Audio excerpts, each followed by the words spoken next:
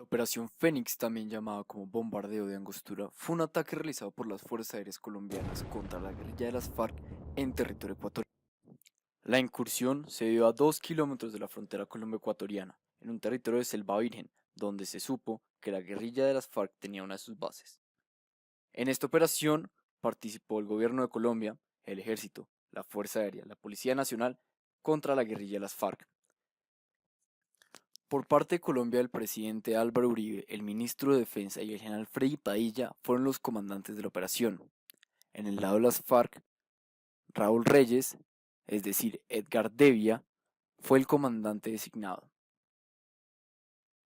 El ataque comenzó a las 2:25 de la noche, cuando la Fuerza Aérea empezó a bombardear los campamentos de las FARC en Ecuador. Este se encontraba a 1800 metros de la frontera colombiana. Posteriormente del bombardeo, la policía y el ejército entraron a dar una revisión. El Ministerio de Defensa colombiano afirmó que durante el ingreso de los helicópteros colombianos a la zona, las FARC empezaron a disparar, dando como consecuencia la muerte de un soldado profesional, Carlos Hernández León. En total las bajas fueron un soldado colombiano muerto, 22 guerrilleros muertos y 3 capturados. El objetivo de esta operación era darle de baja a Raúl Reyes, miembro del secretariado, portavoz y asesor del Bloque Sur de las Fuerzas Armadas Revolucionarias de Colombia. Él cuenta con 25 órdenes de captura por terrorismo, homicidio agravado, narcotráfico, secuestro con fines terroristas, rebelión, lesiones personales y porte ilegal de armas. Es necesario recordar que las FARC en ese entonces era calificado, según la Unión Europea, Estados Unidos, la mayoría de los países de la OEA y la mayoría de la Asamblea General de las Naciones Unidas como un grupo terrorista. Al otro lado de los hechos se encontró al presidente Álvaro Uribe, en ese entonces presidente de Colombia, del año 2002 a 2010. Este ordenó dicho ataque. Por otro lado, es importante resaltar la presidencia de Ecuador por Rafael Correa y el Ministerio de Defensa del mismo país. Estos, ante semejante ataque e incursión, no solo pintaron una demanda contra la OEA, sino que cortaron todo tipo de relaciones diplomáticas con Colombia. Entre otros participantes, se tiene información de 3 estudiantes mexicanos pertenecientes a la Universidad Nacional Autónoma de México que se encontraban en el campamento en el momento del ataque. Posteriormente, hacia el año 2009, la Fiscalía ecuatoriana pidió la prisión a estas 3 por su relación con el grupo guerrillero. Finalmente, se tiene el caso de Franklin Aizaya, supuesto miembro de las FARC, conocido como el ideólogo y compositor musical de dicha guerrilla. De nacimiento ecuatoriano, fue clave para la gran controversia que surgió en este.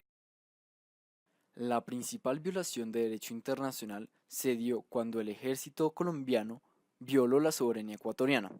Sin embargo, en tanto a derecho internacional humanitario, el principal caso es el de Franklin Aizaya. Este supuesto guerrillero se encontró que murió por una laceración cerebral y una fractura de cráneo. Según medicina legal colombiana, fue por la onda explosiva. Sin embargo, la policía ecuatoriana descartó tal posibilidad.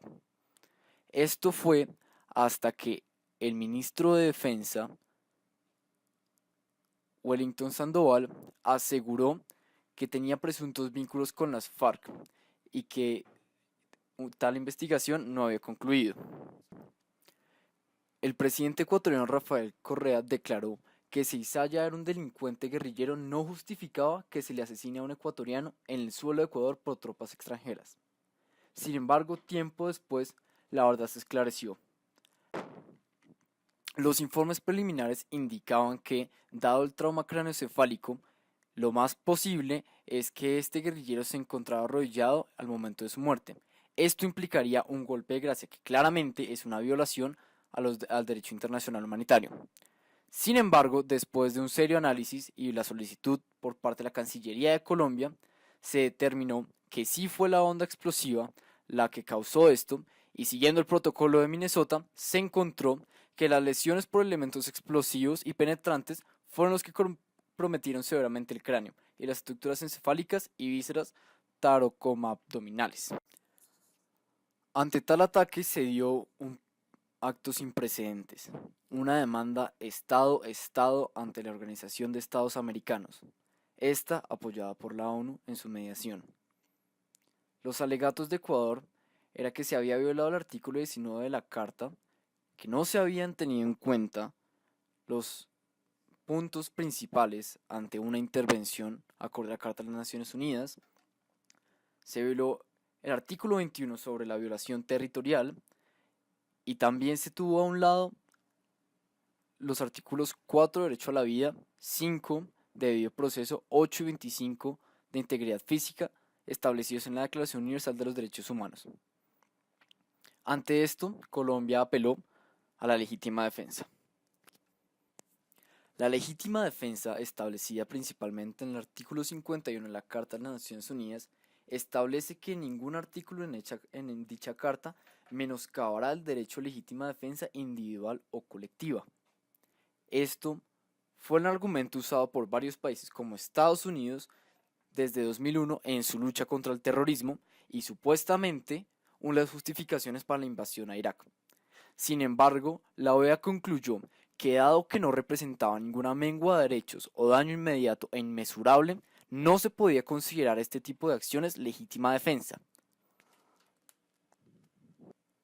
Uno de los principales argumentos de la defensa colombiana ante la OEA no solo fue que se violaban los principios establecidos en la Carta de las Naciones Unidas y en la Carta Democrática, sino que alias Raúl Reyes, en su papel como miembro del secretariado de las FARC, representaba una amenaza no solo a Colombia, sino a toda la región. Esto se podía comprobar por el hecho que tuviera bases en el vecino país.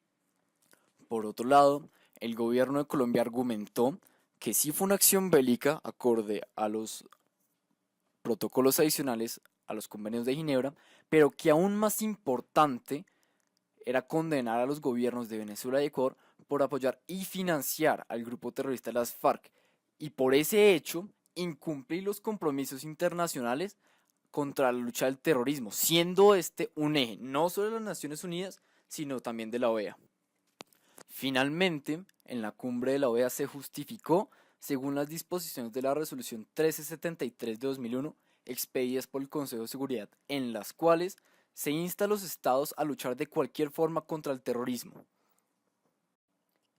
Entre las principales consecuencias jurídicas no solo se vio la demanda de Ecuador contra Colombia en la OEA, siendo este un precedente bastante importante, sino la investigación conjunta de la OEA con la Comisión Interamericana de Derechos Humanos para esclarecer si se violó por parte de Colombia los derechos a la vida, la integridad personal, las garantías judiciales y la protección de Isaya. Aún así todavía queda en una zona un tanto gris las razones por las que esto sucedió. El gobierno colombiano ha argumentado que dada la densidad de la selva colombiana y la cercanía con la frontera es una búsqueda implacable. Las investigaciones en el Putumayo habían arrinconado varias veces a la guerrilla y varias veces estos habían pasado a Ecuador, donde al parecer recibían protección por parte del gobierno.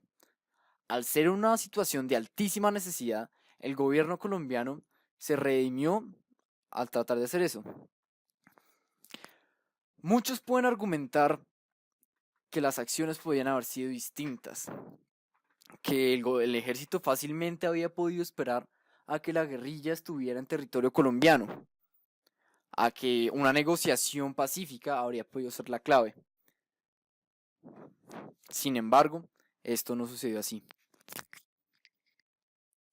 Esta situación representa los verdaderos retos que tiene que asumir un jefe de Estado, no solo en Colombia, sino en el mundo en general y más en el tiempo en que vivimos.